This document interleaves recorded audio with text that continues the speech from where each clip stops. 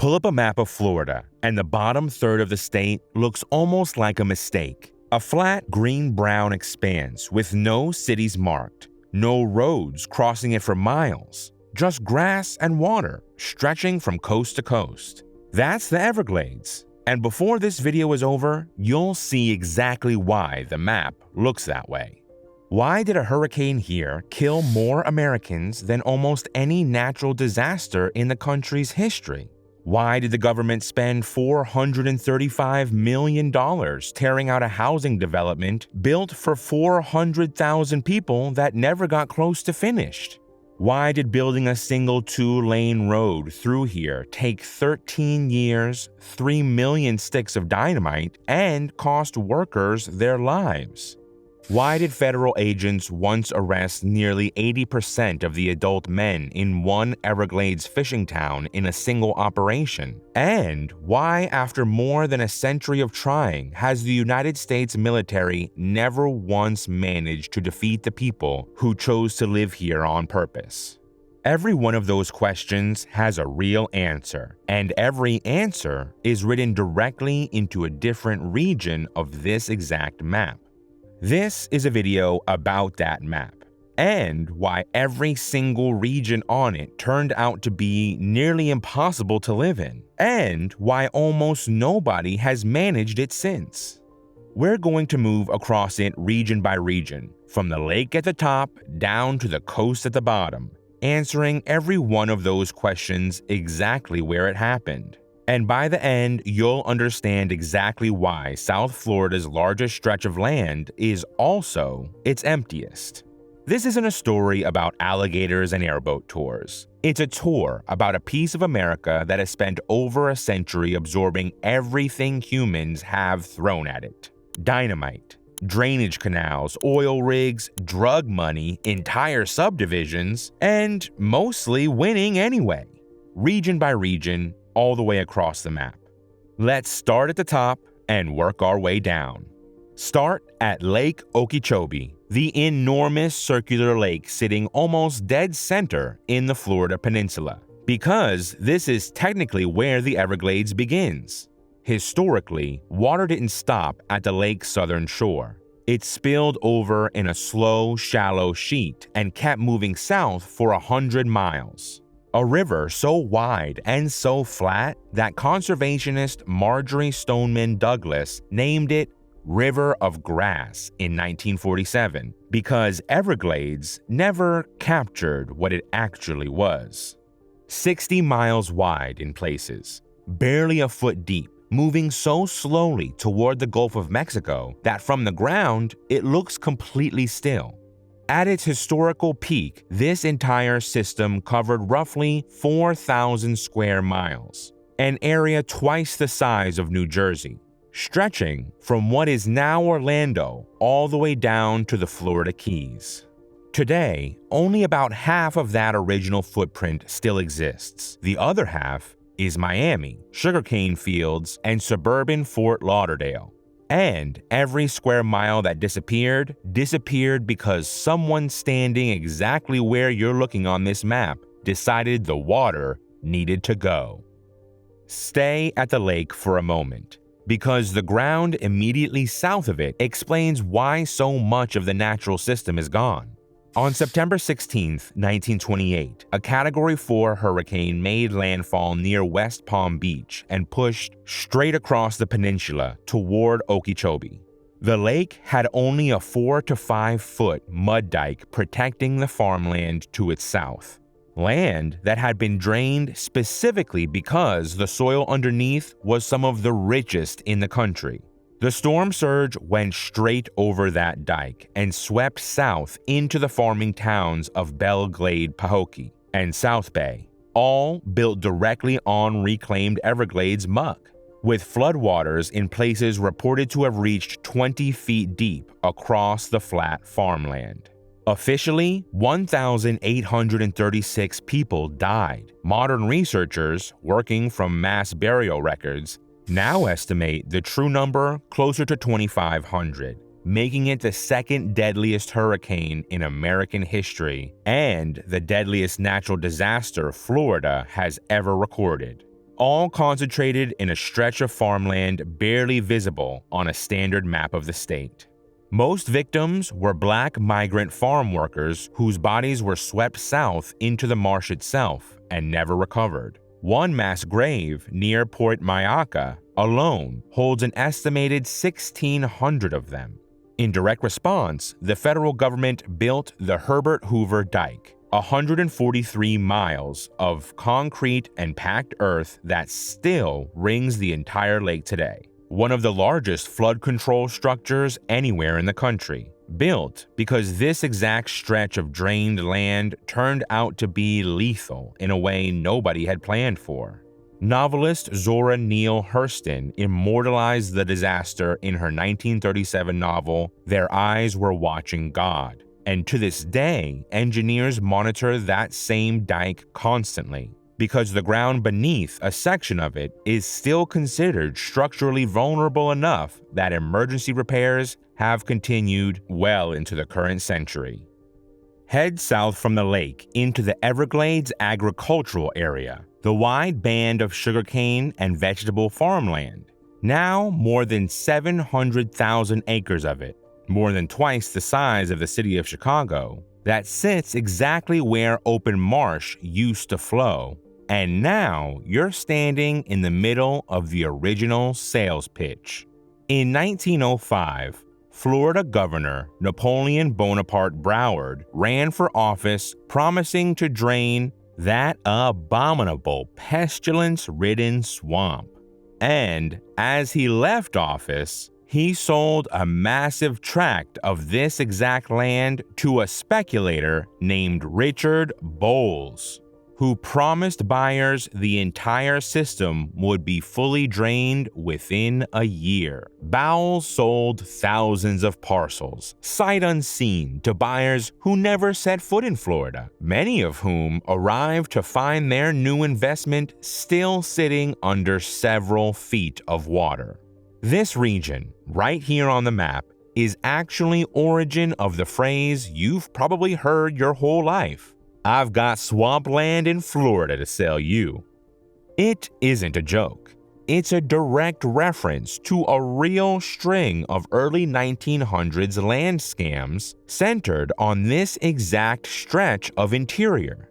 One version of which was run by Charles Ponzi himself, who, in 1925, sold fractional shares in 18,000 acres of Florida swampland near Jacksonville, most of it underwater, just 3 years before his name became permanently attached to financial fraud.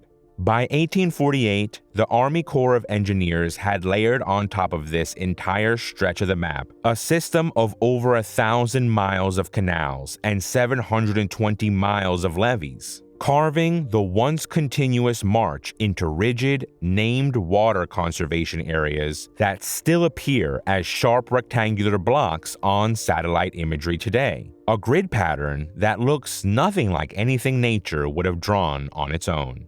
Now head all the way to the opposite side of the map, southwest into Collier County, roughly 75 miles from the sugar fields you just left, because this is where the most extreme version of that same sales pitch actually got built. In the 1950s and 60s, the Gulf American Land Corporation bought a huge stretch of raw Everglades wetlands here and announced plans for Golden Gate Estates, a planned community marketed as the largest subdivision in the world, designed to eventually house 400,000 people. Salespeople flew buyers over this exact patch of ground during the dry season, when it looked flat, green, and buildable from the air, and never showed them the wet season, when the same land vanished under standing water for months at a time. Or the fact that the nearest power substation sat 20 miles away with no plan to extend service anytime soon. Thousands of lots sold on $10 down and $10 a month to buyers who often never once stood on their own property.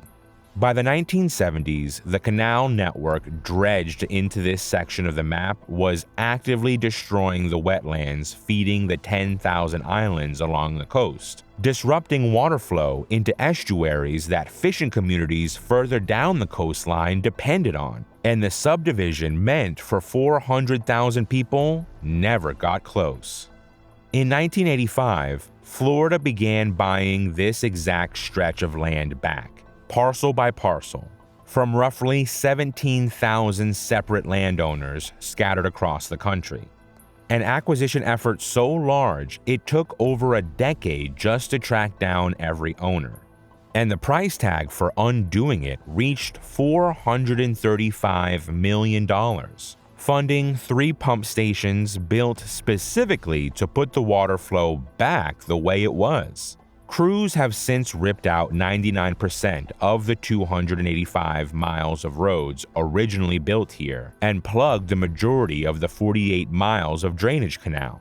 Zoom into satellite imagery of this section of the map today and you can still see the ghost grid, streets and stop signs slowly dissolving back into sawgrass, right where a city for 400,000 people was supposed to stand, with entire blocks of platted, numbered lots now indistinguishable from the swamp around them. The area now carries a new name on the map, Picayune Strand State Forest, but locals still call it by an older name, the world's largest ghost subdivision. Directly north of that failed subdivision sits Big Cypress National Preserve, roughly 700,000 acres of cypress swamp feeding straight into the Everglades watershed. And this is where the map gets a genuinely strange legal wrinkle, invisible from the ground but permanent on the deed. The surface here has technically been federally protected since 1974, but when the Collier family, the same family Collier County is named after, and the same family behind Golden Gate Estates, donated the land, they quietly kept the mineral rights to everything underneath it. That split means the National Park Service owns the swamp you're looking at, while a private company owns the oil beneath it. And for decades, that company has sent heavy vibration trucks called Vibroses buggies across this exact terrain searching for underground reserves. In one documented case, crews gouged around 100 miles of survey trails into the swamp, ruts up to 2 feet deep that filled with water like boat channels and are still visible from above today. Only 11 working wells sit inside this preserve, split between 2 sites known as Bear Island and Raccoon Point. And combined, they've pumped a modest 36 million barrels since the 1970s, a fraction of what a single mid-sized offshore rig produces in just a few years. In 2002, the federal government tried to simply buy the mineral rights outright for $120 million, only for a later investigation to find the Collier companies had misrepresented the land's value during those negotiations. The fight over expanding drilling into more of this protected map was still unresolved as recently as the past few years, with conservation groups scrambling to raise the money to buy the underground rights back for good. Cut straight across Big Cypress on the map's one major east-west line, and you're tracing the Tamiami Trail, the only road that connects Florida's west coast to Miami directly through the interior. A 2-lane line that still runs 264 miles from Tampa to Miami today. Before 1928, there was no way across this stretch of the map at all. You either went hundreds of miles around it, or you didn't cross it. Proposed in 1915, the trail didn't open until 1928. 13 years, roughly 3 million sticks of dynamite, and by some estimates, over $80 million, more than $120 million in today's money, all spent blasting a path through limestone bedrock sitting just beneath standing water. Ox carts hauled the dynamite in. When the carts bogged down, workers shouldered the explosives and carried them through the water themselves. Giant dredges followed behind, throwing up loose rock to build the roadbed the highway still sits on. Workers died during construction, some from drowning, others from the dynamite itself. By 1923, the project had stalled so badly, most of South Florida assumed this line on the map would never connect. It took a publicity stunt to finish it. 23 men and 2 Seminole guides drove 10 cars across the unfinished route in a 3-week expedition that, at one point, was rumored to have gotten the entire party lost and killed. They survived. The story made national news, and construction resumed. What nobody understood at the time was that this single line across the map would function as an accidental dam, blocking the natural north to south sheet flow the whole ecosystem depended on. For nearly 90 years, everything south of this road starved for water while everything north of it stayed unnaturally flooded. In 2009, the federal government broke ground on a single 1-mile bridge here, an $81 million project. At the time, the largest construction project in National Park Service history, just to let the water pass back underneath a line that was never designed to stop it. South of the trail, the map opens into Everglades National Park itself. And this is the true uninterrupted river of grass. The Shark River Slough, the widest and slowest moving stretch of the entire system, and the closest thing left to what this whole map looked like before anyone touched it. Beneath all of that water sits a shelf of porous limestone, laid down over thousands of years and riddled with holes that let water move underground almost as easily as it moves across the surface. The vegetation on top reads like a checklist of terrain nothing else in America has. Endless fields of sawtooth-edged sawgrass sharp enough to shred exposed skin. Dense mangrove tunnels along the coast where saltwater and freshwater blend together. And scattered hammocks. Small islands of solid ground just a few feet higher than the surrounding marsh, thick with hardwood trees that were often the only dry places to stand for miles in any direction. Early surveyors trying to map this exact stretch of interior simply gave up because the solid ground on their charts kept turning out to be floating vegetation mats that couldn't hold a person's weight. That combination of invisible water, dissolving ground, and plants sharp enough to cut is exactly why so much of this section of the map stayed uncharted well into the 20th century, long after the rest of the country had been surveyed down to the acre. This stretch of the park is also, for a huge part of the year, one of the most punishing environments in the country to simply stand in, let alone film in, build in, or farm. This is a subtropical wilderness sitting at almost sea level, with no elevation to create a breeze and nothing to block the sun. Summer humidity here regularly sits above 90%. The official record high inside the park is 107 degrees Fahrenheit, but raw temperature was never the real threat. Heat index is. Combine 90+% humidity with high 90s air temperature and the heat index routinely climbs past 110. Miami and Naples have both broken all-time heat records within the last few years, some dating back to the 1890s. There's no winter reprieve from the water either. Mosquito season runs almost year-round across this entire stretch of the map, And this exact landscape has been directly linked to yellow fever and malaria outbreaks throughout Florida's early history. That same interior is also, right now, ground zero for the strangest wildlife story on the entire map. Sometime around the 1970s and 80s, Burmese pythons native to Southeast Asia started showing up here, likely released by pet owners who couldn't handle a snake that grows past 20 feet and 200 pounds. Some researchers believe a breeding facility nearby was also destroyed during Hurricane Andrew in 1992, releasing more animals directly into the marsh.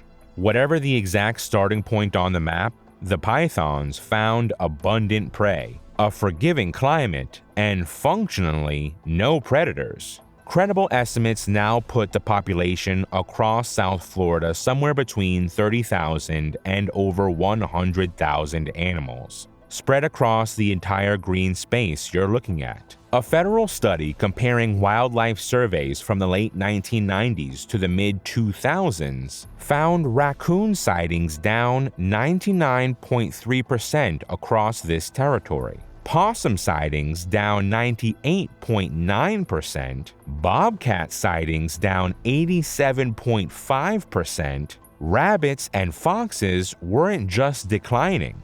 Researchers stopped detecting them entirely in this section of the park where pythons had been established longest. These snakes have been documented eating full-grown alligators. Florida now runs organized hunting contests to try to slow the spread across this map. In the most recent one, the winning hunter caught 96 pythons in 10 days and still barely made a dent.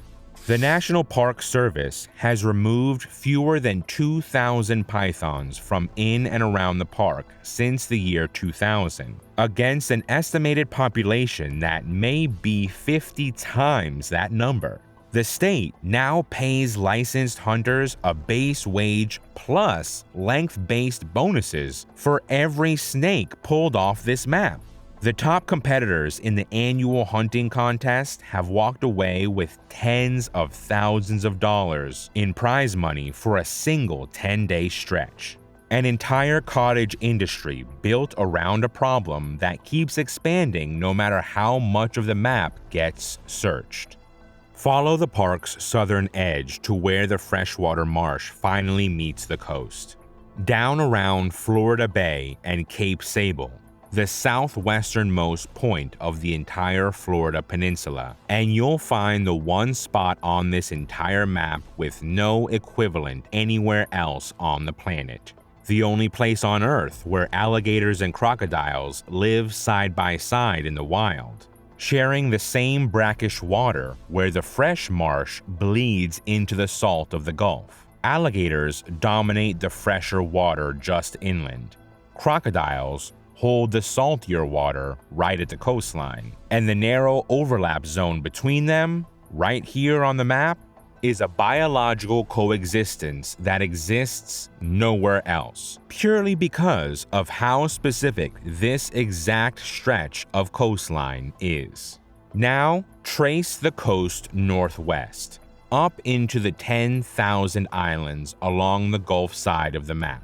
A scattered maze of more than 10,000 small mangrove islands with no continuous shoreline, no reliable landmarks, and channels that shift with every storm. And you'll find Everglades City, a fishing town of about 500 people surrounded by water so confusing that only lifelong local fishermen could navigate it at night without running aground. In the 1970s and early 80s, as the drug trade exploded across South Florida, those exact boat handling skills turned this stretch of coastline into one of the busiest smuggling corridors in the country. Local captains met motherships offshore and ran marijuana back through these islands faster than the Coast Guard could track them, earning up to $10,000 a night and calling themselves the Saltwater Cowboys. By 1983, investigators estimated up to 225 of the town's 534 residents were involved. That July, federal agents blocked the single road leading into town, State Road 29, the only land route in or out, and launched Operation Everglades. And by the time the related raids wrapped up later in the decade, close to 80% of the town's adult male population had been arrested. A local woman told the Miami Herald at the time, "It's going to be a town of women. They've arrested all the men." More than half the local fishing fleet was seized in the process. The bust barely slowed things down. A second wave of smugglers moved an estimated 5 million pounds of marijuana and more than 100,000 pounds of cocaine through this same stretch of coastline before a follow-up operation in 1987 finally sent over 140 people to prison, some for life. The same island geography that made this coastline impossible to farm and nearly impossible to police is exactly what made it valuable to smugglers in the first place. Head back inland now, roughly 40 miles northeast into the reservation land scattered through Big Cypress and the northern Everglades, because this is where the map explains something no other region in the country can claim. During the early 1800s, the United States fought a series of wars trying to force the Seminole people off Florida land entirely. The Seminole response was to retreat directly into this terrain, the Everglades and Big Cypress Swamp, land the U.S. military considered nearly impossible to fight through. They were right. Federal troops built for open field warfare had no answers for dense sawgrass, waist-deep water, and a map with no roads, no clear sightlines, and nowhere for large formations to move. The Seminole adapted entirely to this ground, building open-air chickee houses on stilts for airflow and rapid evacuation, and planting crops on small hardwood hammocks scattered through the marsh that outsiders couldn't reliably locate. The exact same kind of hidden high ground that had swallowed federal survey crews trying to map this terrain decades later. After 3 separate Seminole Wars, the United States never fully defeated them. The Seminole tribe of Florida is to this day sometimes described as the only native nation that never signed a formal peace treaty ending hostilities with the U.S. government, because the war never reached a forced conclusion on this map. The reservations you see today at Big Cypress, Brighton, and Hollywood, scattered across more than 90,000 acres combined, each one a separate colored patch on the modern map, are the direct result. Permanent communities inside terrain that defeated every attempt to clear it.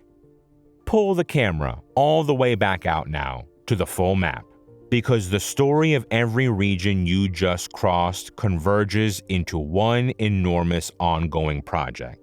The same system that swallowed drainage canals, a failed subdivision, and a paved highway is now the subject of the largest ecosystem restoration effort ever attempted anywhere on Earth. The Comprehensive Everglades Restoration Plan was authorized by Congress in 2000, with an original estimated cost of $8.2 billion over 30 years, covering 16 countries and roughly 18,000 square miles of South Florida. The most recent government projections put the true total above $23 billion, stretched across an estimated 50 years, and that number keeps climbing. Compare that to the original mid-century flood control project that helped shrink this map in the first place. Over 1,000 miles of canals and 720 miles of levees, built specifically to drain and control the ground you've just traced from the lake to the coast, and now billions of dollars are being spent to partially undo that exact same infrastructure across the exact same ground.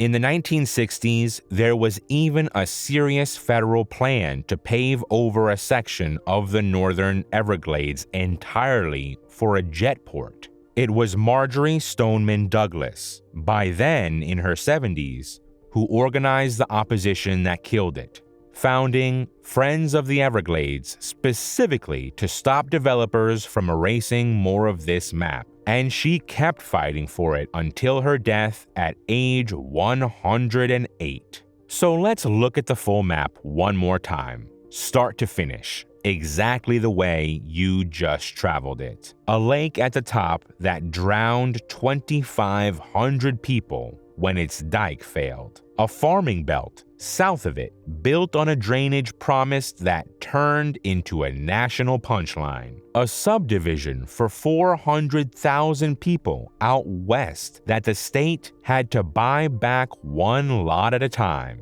A protected preserve beside it with oil rigs drilling underneath the swamp.